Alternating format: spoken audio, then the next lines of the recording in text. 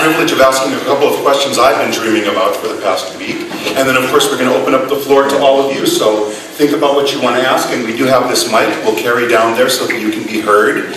And let's just get started. I thought, since we're all here and all of these fans and friends here probably know as much about the movie as I do, I thought you might indulge me in taking a trip back in a time machine to the genesis of the movie for you, when you first encountered the script.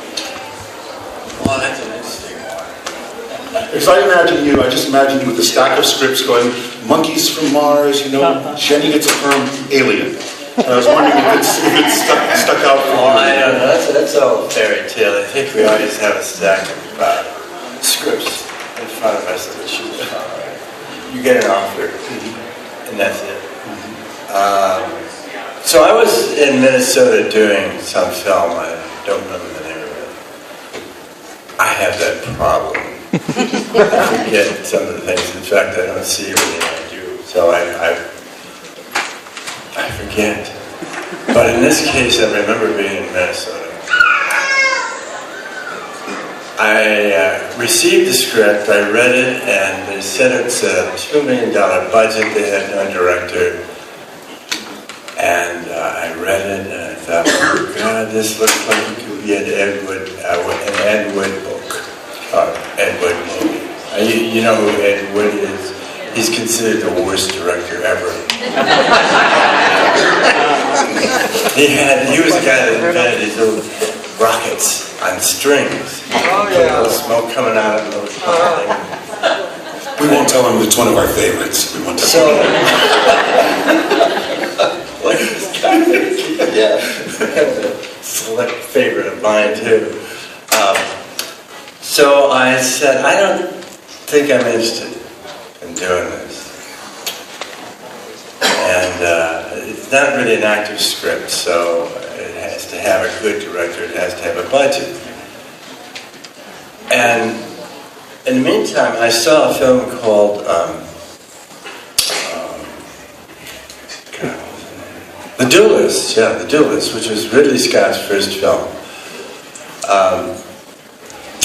first feature, which he paid for out of his own money, which is a wonderful film. If you haven't seen it, I would suggest you see it. Great production value, The Duelist.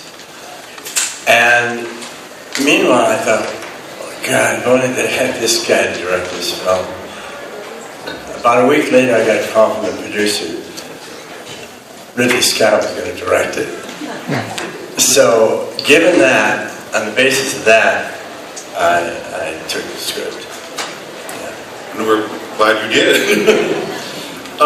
You make your exit. I was looking at the script, and you make your exit around page 79, and it completely pulls the rug out from under the audience. We're expecting you to heroically save the day, but what you do is instead you propel this strong woman, Ripley, into the role of leadership when you leave.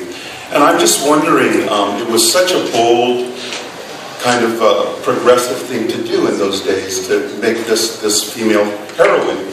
And did you know when you were making the film that you were taking these strides? Oh, definitely. It was a woman's film.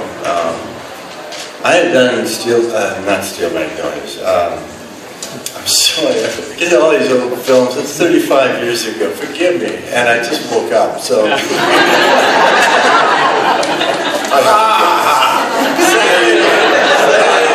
Cheers, everybody. I'm so grateful for this.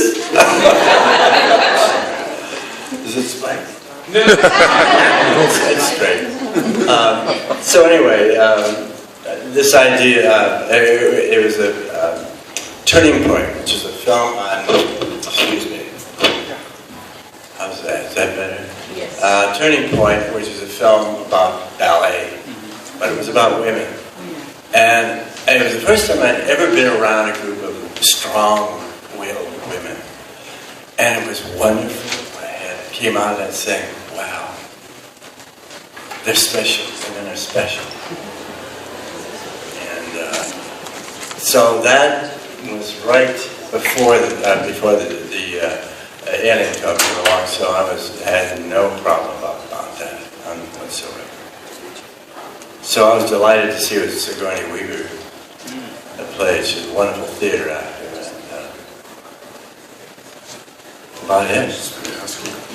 You know, another thing, if you'll indulge me, I'm always fascinated how a group of actors get together.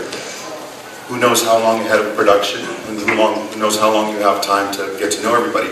But you create this ensemble that really seems like you've lived in these skins and in this enclosed space for an extended journey.